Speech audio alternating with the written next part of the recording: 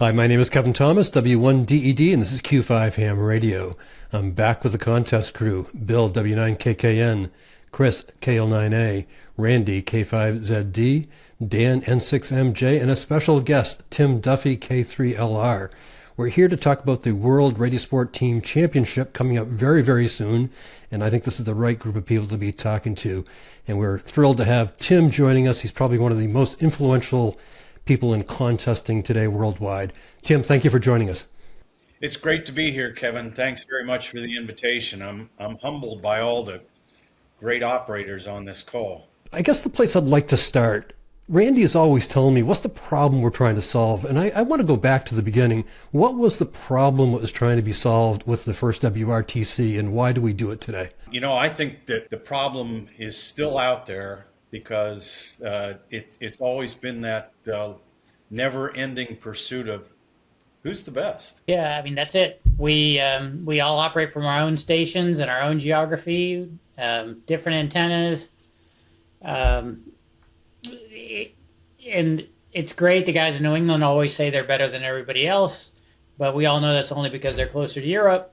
So, you know, the one way to kind of iron out some of those differences is to put everybody in the same place with the same antenna system and the same 100 watts and in the same geography, and see how it can go. And WRTC's been through a lot of evolutions. When it originally started, it was essentially two guys and one radio, and San Francisco was that way, and then some of the ones that followed were, and then we got to a place where, so, well, now we need two radios, but only one can transmit at a time. And then it finally evolved into what we have today, which is two guys, two radios, both able to transmit, just not on the same band. So been through some evolutions, but it's always had a team concept where two guys working together to try to produce the best score, which is both one of the unique aspects of the event and also maybe something that prevents us from achieving the ultimate goal of figuring out who's the best. But at least we know who the best two guys are. Randy, tell me about that. Why did it become a team championship instead of a solo? Well, it was always a team. Even from the very first one in Seattle, it was two guys. And I do not know where or why that it originated that way, but I think it was in some ways a way to get more people involved, get more operators involved with less stations. So you referred to the evolution of WRTC and the years that it has taken place. Can you guys give me some stories about what has taken place in the past and where? Randy brought up San Francisco, so that was my first WRTC. I was not in Seattle, so that was 1996, and all the stations were at QTHs of local hams in the Bay Area. You walked in and you got what you got. If you got a big tri-bander, well, good for you. If you got a small tri-bander, well, that's the best we could do. And I remember going into the station that I was with, M9RV was my partner, and he had RG58 coax going to the tri-bander. And for those of you who know a little bit about me, I'm kind of a snob when it comes to coax. And I remember going to Pat, my partner, and said, "What are we supposed to do with this?" But you play the hand you're dealt. What did you do? I replaced the connector, which was almost falling off, and we called CQ, and we had a ball. We had a great time. A super host, and we didn't do very well, but there were a number of reasons why. It's almost been enough WRTCs, it's hard to remember them all in order, but I'll race through them and give it my color commentary. So we started off in Seattle, which was really in collaboration with the Goodwill Games. It was the first time that Russians came over to America to operate, so it was really Russian and American teams. It wasn't the full WRTC concept we know today. Then San Francisco happened in 96. That's when they brought in teams from all around the world. Qualifying wasn't as sophisticated as it is now. It's pretty much clubs decided who would go. Then we went to Slovenia in 2000, which was so actually San Francisco. The lesson we learned was, yes, what size tri-bander you have makes a difference. Guys with bigger tri-banders tend to do a little better. Some guys ended up on the western side of the hill in Palo Verde, so they had a horrible takeoff to the east. And so we learned that it's important to be in a good location, like along the ocean somewhere. Then we get to Slovenia, which was a gorgeous place, fantastic event. Everybody got to their station, which was on a hilltop. I mean, everybody ended up in a station that was on a hilltop. And we learned that some hilltops are better than other hilltops. And we also dealt with lightning during that one. It had an off time component because they knew there was going to be lightning likely during the contest. So you had to decide when you wanted to take off. So you're watching the lightning on the next hill over, trying to decide, well, should we keep going or not? Then just 2 years later, we went to Helsinki, Finland.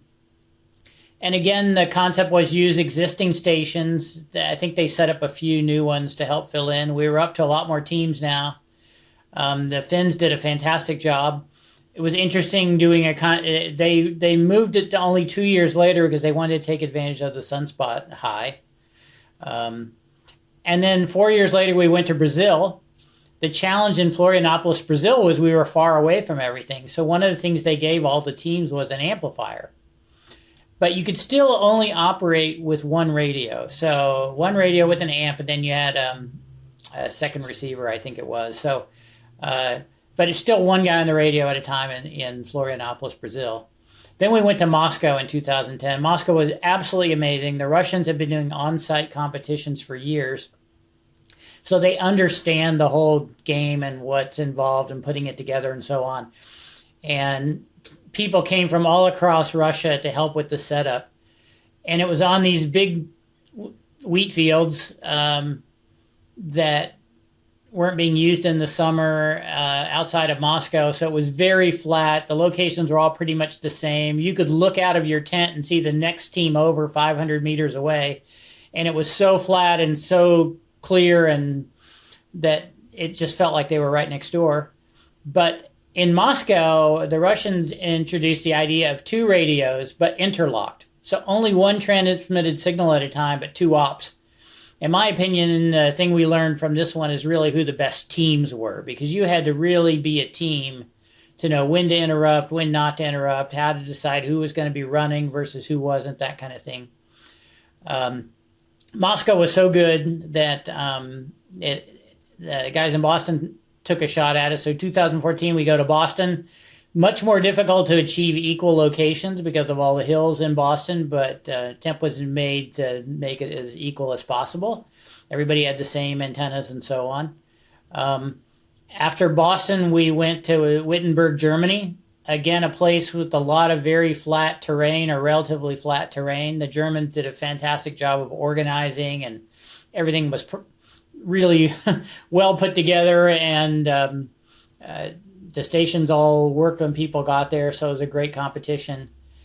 And then 2022 was in Bologna, Italy, and the challenge there was the COVID pandemic happened. So it got pushed back to 2023, and then just as if the Italians hadn't had enough bad luck, we had they had some big floods in Bologna area that year.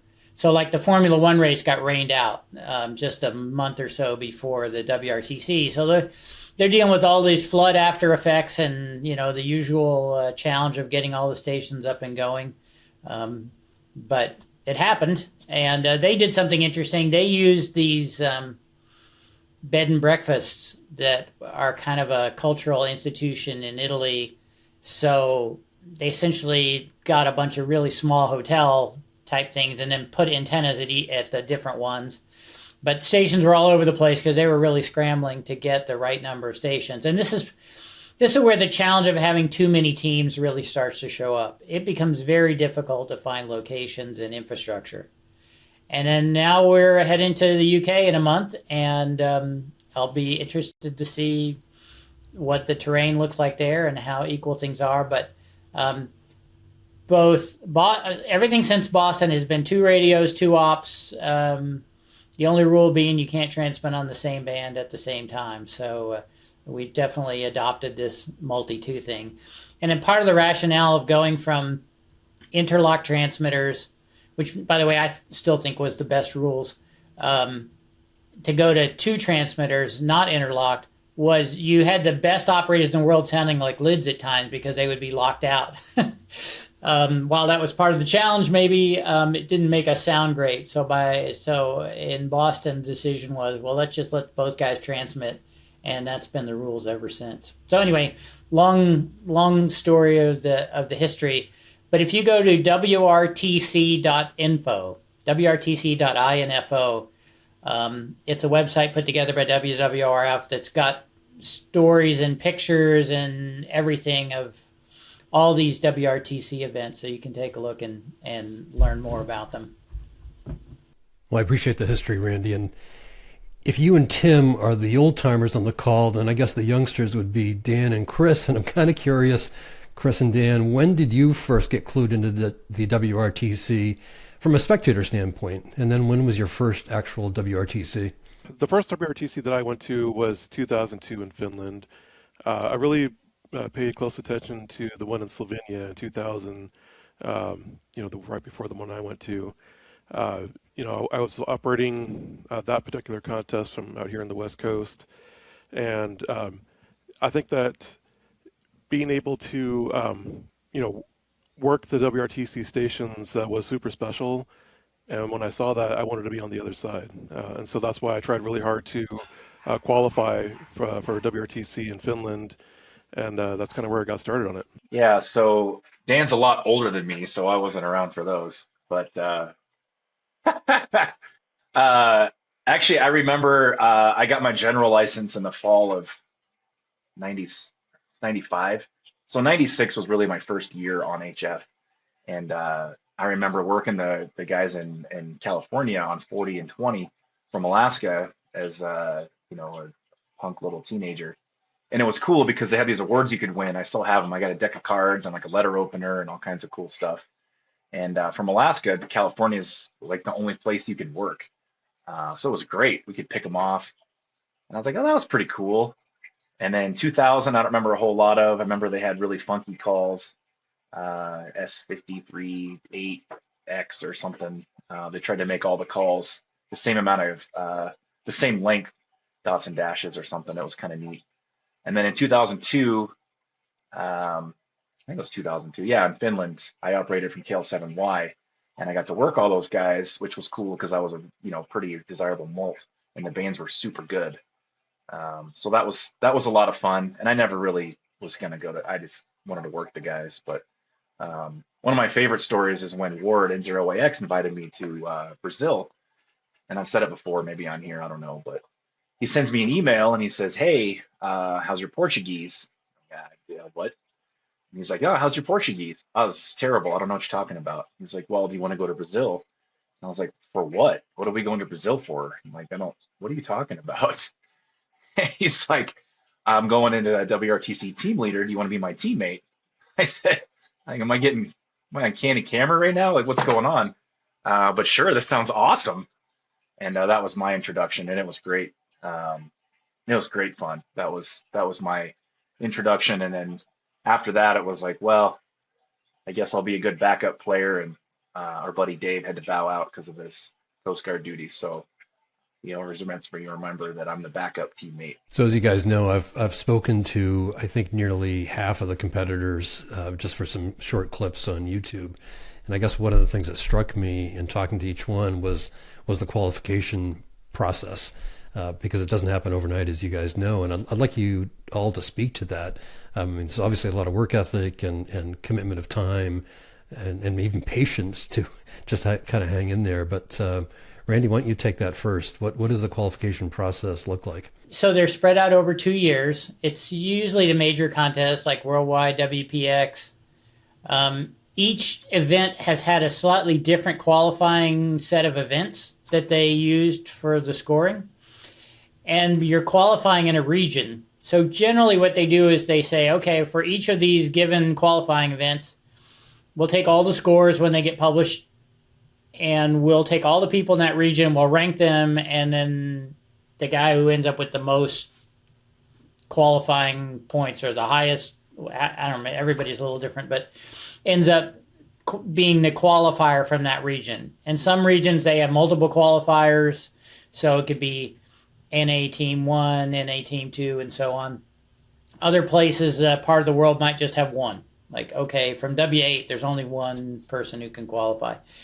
But it means that over the course of 2 years or a little more, you need to operate not every contest, but you need to be in the most competitive situation that you can for single op all band, high power, for those events, which means sometimes you may be operating an event that really isn't that much fun, but you got to do it because you're hoping that maybe no one else in your region will do that weekend, and you can steal 1,000 or 900 points for the qualifying. So some guys, it's a little easier. There's not a lot of people in their territory. They get on and do all the big contests. They got enough points, they qualified. But in the really competitive areas like Europe and the United States and Canada, it's tough. And Russia, you have to really plan on doing as many of the events as you can. And you kind of, for me, it was easy. I just did all the contests just like I always do anyway and hope for the best.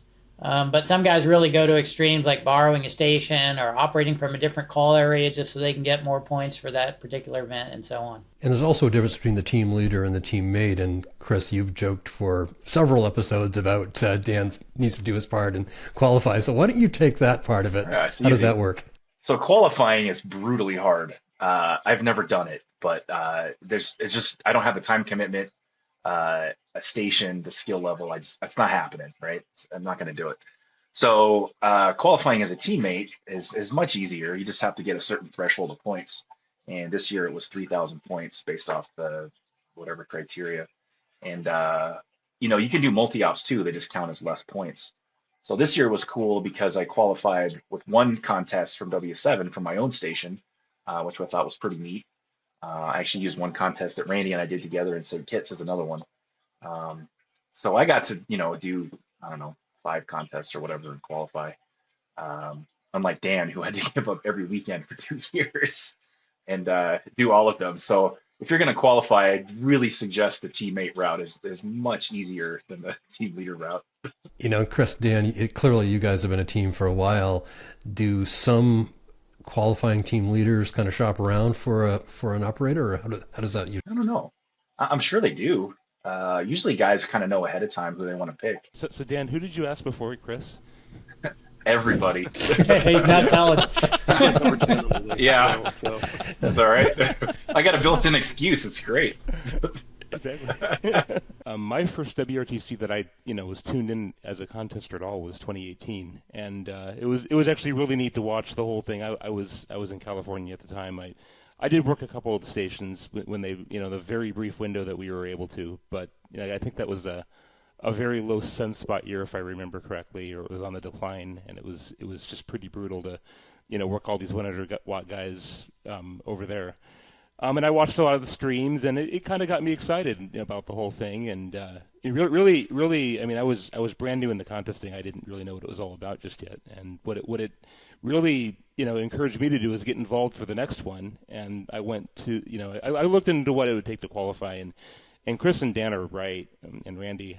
It is absolutely brutal. And if you don't have a station of your own, you're going to have to find a station in each one of these regions and sort of pick a primary one, and you're going to have to, and if it's a really good station and a really good location, they're probably going to want to do multi-ops there occasionally. Well, multi-ops are worth less generally in the qualifying, so that means that you have to wrangle away from the station owner and have access to this super station and be able to give up all of your weekends for 2 years. All the major contests, and become antisocial and don't do any multi-ops with other people that you like doing them with, and it stinks in a lot of ways. I mean, the good news for Dan is that he's trying to set records in WRT in worldwide anyway, and a lot of these cases he was going to do a single op. For me, I definitely haven't been at the skill level to number one, do that. Number two, even if I had, I would have had to have access to a station, and in California that just wasn't happening. So I went to Italy as a referee, and I actually had a blast. Just the ambiance of the crowd there, and all of the very serious contesters, the best of the best in the world. is second to none. I mean, I say that, about Dayton and some of these other, these other hamfests, but really WRTC is where you find all the fanatics about contesting, and it's an international crowd. And I just remember, meeting all of these crazy people who I've only, read about in legend and occasionally worked on the air. And I had to say it was a really good time. Now, one thing I will say as a referee, you're watching this team. You're not supposed to say anything. You're not supposed to comment on, what choices they're making, especially if I would have done that differently, man. And you just sort of have, sometimes you hear them bust a call, but you have to just, fight every itch to say anything or make any noise or anything like that. And you sit there for 24 hours watching someone else operate the radio. Wasn't necessarily the most fun thing. This year I'm going as a pure spectator. So I have no obligations. I'm going to bring my wife. We're going to go on some tours and have a bunch of fun and hang out with all the very serious people. Dan, I might help Dan and Chris mule some stuff over to London if they need some extra tools or whatever. But I think that this is optimal. And maybe one of these years I'll go through with it when everyone else is tired of it. we'll see. Yeah, let me amplify something about qualifying that we've kind of glossed over. So in qualifying, is it 8 or 12 best scores from the events? You kind of have to pick a home area because only 3 of your scores can be from outside of your primary area. Now, your primary area, you could live in New Jersey and make your primary area be South America, but you got to get 9 of your 12 scores out of the region that you want to, that you're trying to win. So, traveling wherever you want is great, but you can't do it more than a certain number of times. And then the other thing was mentioned, different categories have different D ratings. So doing low power doesn't get you as much as doing high power. Doing assisted doesn't get you as much as doing single op. Doing multi-ops, there's a D rating because it's a little more difficult to discern which operator actually was carrying the load or producing the quality results. So everybody's going through this trying to figure out, well, okay, I want to go do a multi-op with these guys in the Caribbean because it'll be really fun, but recognizing the fact that, it's only going to be worth 800 points instead of 1,000 or something like that. And so you do a lot of math to try to figure. Yeah, that's right. And if you don't have the highest score in your region, which you can see in the Caribbean could be a challenge, you may suddenly find that your 800 points gets knocked down to 625, and therefore it's almost useless. You kind of gave up that. So, at the beginning, you try to do the best you can, and life gets in the way. You have work obligations and family obligations, and sometimes, stuff just breaks. So you kind of have to do more than the minimum just to make sure that the 12 that you're going to use matter. It's interesting that you have to qualify as a single op, but it's team, and there's a lot of controversy behind that. So why don't we just do multi-singles or multi-ops? Well, it's above my pay grade. But there's a valid argument, and you have to have access to these stations, which are very expensive. So a lot of guys say, well, I can't afford to do that. Well, how come these guys that have access to this can get there? Well, all valid arguments. I 100% agree. But there's no perfect system, so it's kind of been refined. And the old argument is if you want to change it, well, do your own, I guess. But it's working out. Yeah, they're actively looking for somebody to organize the next one after this one. Yeah. So if you want to change the rules, this is your chance. Yeah.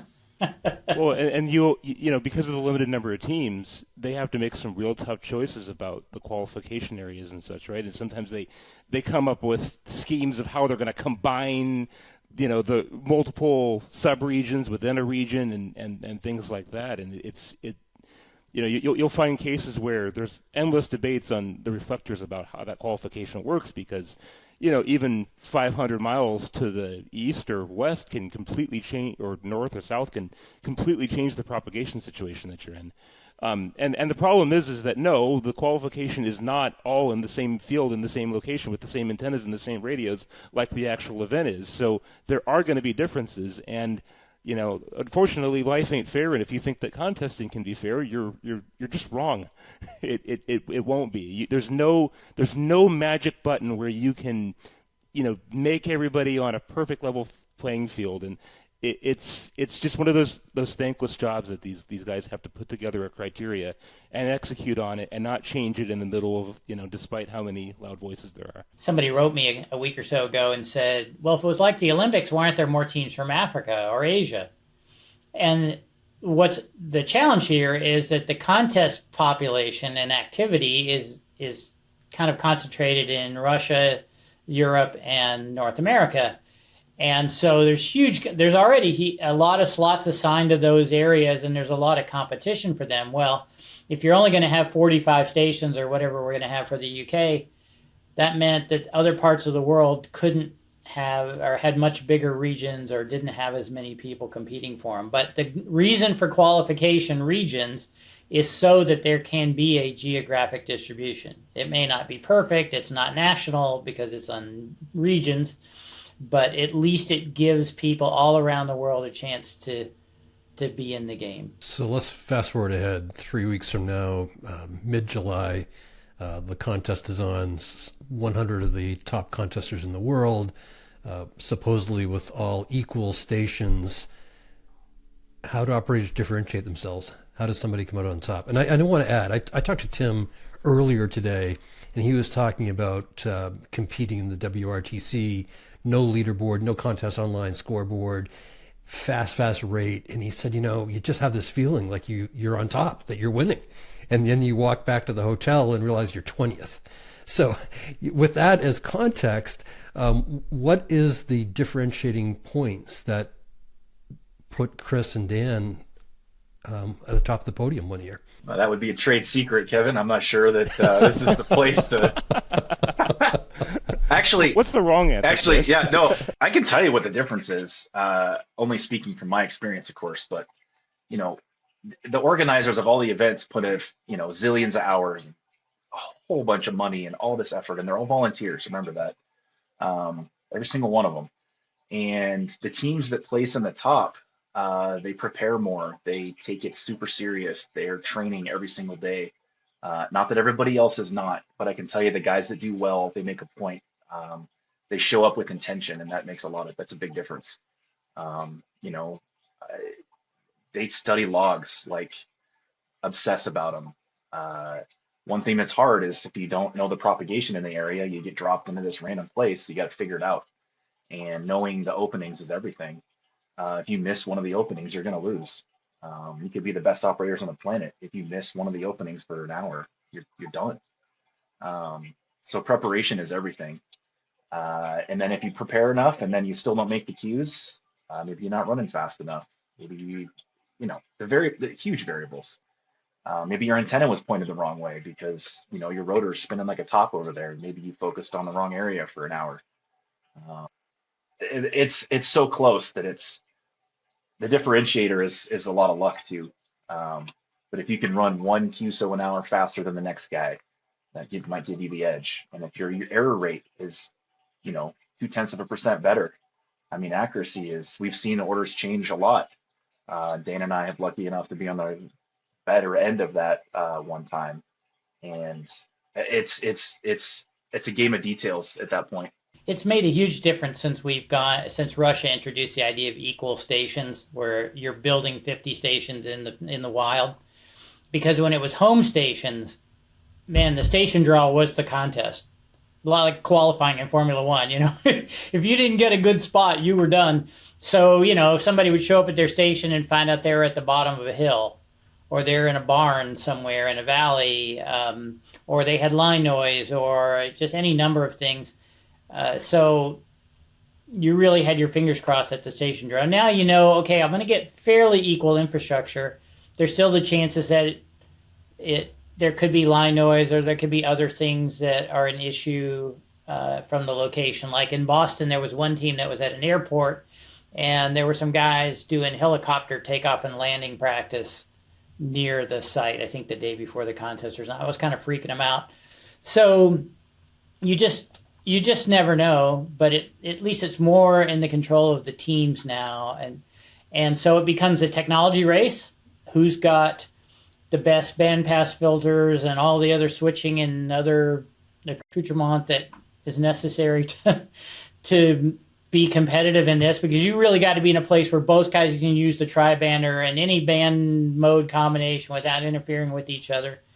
And then on top of that, there's the whole strategy component of where do I need to be when. Remember, we're running 100 watts in the middle of a real DX contest with a lot of headquarter stations on, so CW tends to be preferred over sideband, which I think is a big advantage for Chris and Dan. So you got to be a good CW operator, and the guys who tended to be more phone oriented, they really struggle because it's just hard to get a frequency and get a run going. Italy tried to mitigate some of this by making phone QSOs be worth more, which was an interesting idea because it put a lot of pressure on the teams to decide, well, maybe I'm not going to make a great run on phone, but I should go try it just because there's more points there. That's what we've gone back with. The UK has gone back to the traditional model of it's really a CW contest and you do what you can on phone, which is fine. But that's where the log studying and the strategery and really having the two operators be in tune with what's the right thing to do and the right place to go. And again, the guys who are, I know for me operating from New England, I know there's certain places I need to be even though it doesn't feel right. I just know from a scoring standpoint, that's where I need to be. Well, the same thing is true in WRTC. The locals know, hey, there's things I got to do. And the guys who are from far away got to figure it out. So, Dan, I really want to hear from you. I know you intend to come back to the U.S. with a gold medal around your neck, and I hope you do. But what are the differentiating points that you and Chris are looking at, and what do you think the other teams are up to? Well, I think the most important thing that me and Chris are doing right now is we've been training a couple different ways with RUFZ and Morse Runner. So we're making sure that we're getting our CW speeds as high as they can go. That's going to really help us during the contest because we're going to be able to work guys quicker than some of the other teams that are not practicing as hard. But I think that one of the biggest keys that we've already brought up is trying to figure out how to make those sideband cues and when to make them and make them count.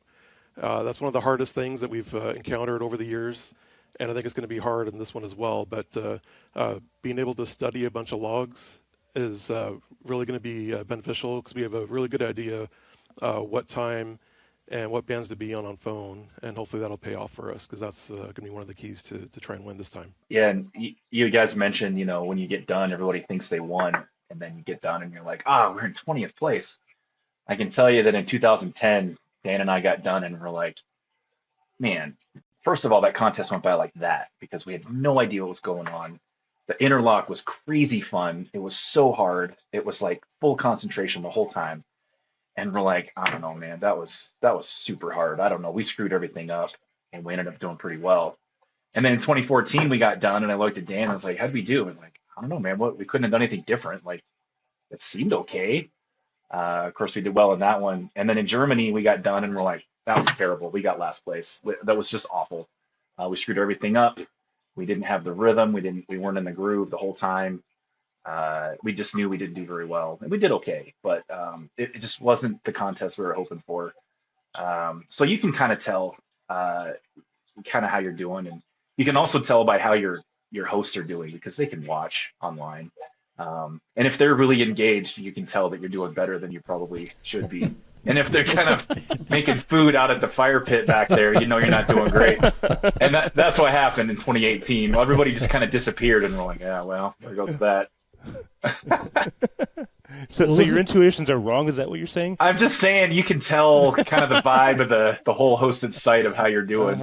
Uh-huh. So this is the other thing that Tim was talking about earlier today. He was talking about the teams coming back to the hotel after the competition, and he said it's like 38:30 live with everybody buzzing around, telling stories.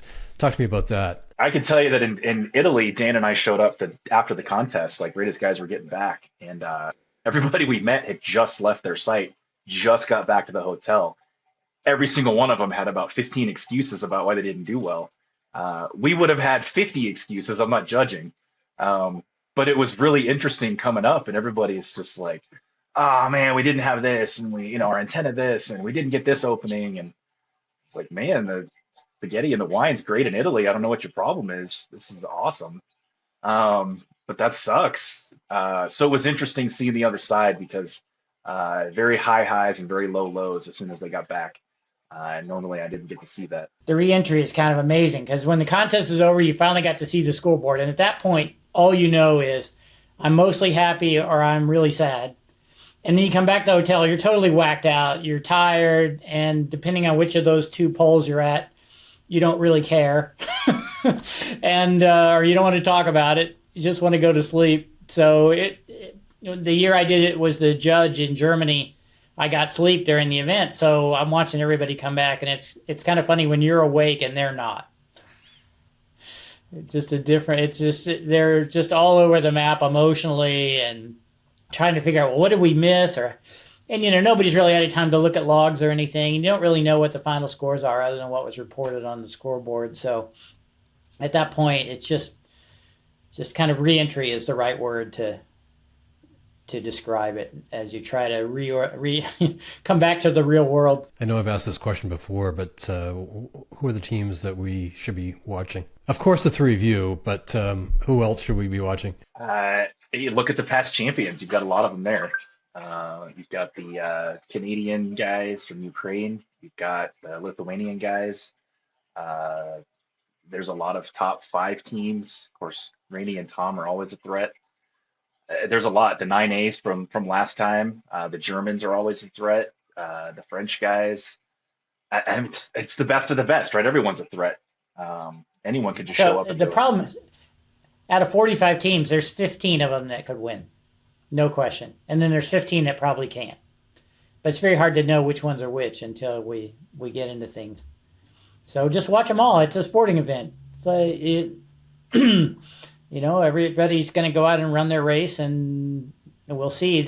We were talking earlier about there's this feeling like the WRTC teams, we're the hunted, and so we just run guys all weekend. If only that was true. We're using 100 watts on a tri-band or a dipole, and in the case of 80 meters, a dipole at 30 feet with the ends where you can reach them. So the art is, yes, you want to be running as much as possible, but you don't always have that luxury. So sometimes I think one of the things that makes a difference in a team is the teams that can deal with that. Like, oh, I can't get a run now. What am I going to do? Like a lot of times it'll end up be Tom's on the running band. So for me, W2SC, he's on the running band, and I end up on the other band where I'm trying to figure out, well, I can't get anybody to call me, so I'm going to go chase multipliers or something like that. And that's just part of dealing with the unknowns and the adversity. But man, it's great when both guys are running full out because the score's going crazy. You see the rate meter going up. Like, man, this is awesome. Then 15 minutes later, you're both going, what are we going to do now? And that's why when it's done, nobody really knows if they did great or not. Because all you know is every time I tuned around, the other guys were running people like crazy. So I got to be losing. You spend the whole time knowing you're losing. That's the only thing I can say for sure. Randy, do you and Tom talk back and forth the whole time? Is there a lot of communication between you guys or on the gab? We don't talk a lot. But sometimes it'll be like, what's going on, or have you thought about this? Mostly trying to figure out why the other guy isn't doing what you expect him to be doing. Usually it's Tom looking at me like, what's wrong with you? But it's not a lot of chatter because you are pretty focused. And I think that's one of the things about the contest. You do 24 hours, you've got the pressure of the event.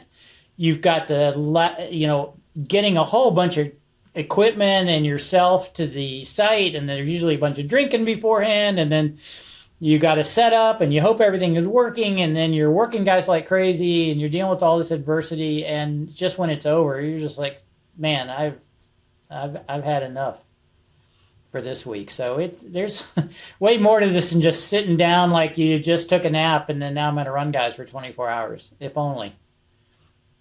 It is not that. And again, the teams that have support crews to come in and help set everything up so that they don't have to deal with that, that's obviously an advantage.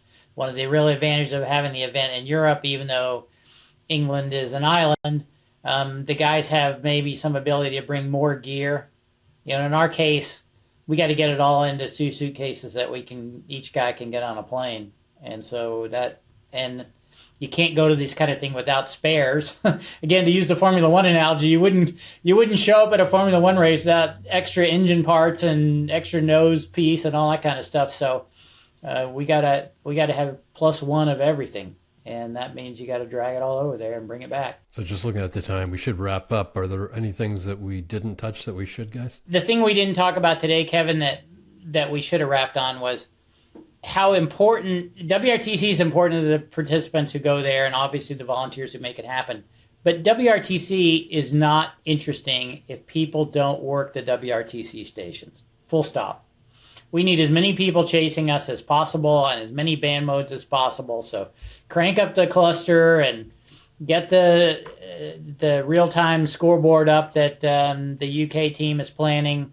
And man, fill in all the bingo squares that you can, because that's what makes WRTC interesting. It's the guys who can have a presence on the band and attract people to come work them.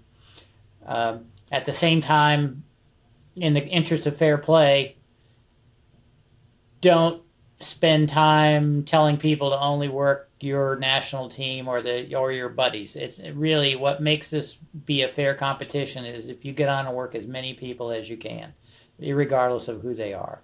And there's prizes for people working all the stations too, like there is every year. So I'm really excited to see what they come up with for that. But that's always fun as a chaser. Like I said, I still have my prizes from 1996. It's just cool. And everybody should upload their log right after the contest. If you're not in WRTC, if you're just in IRU.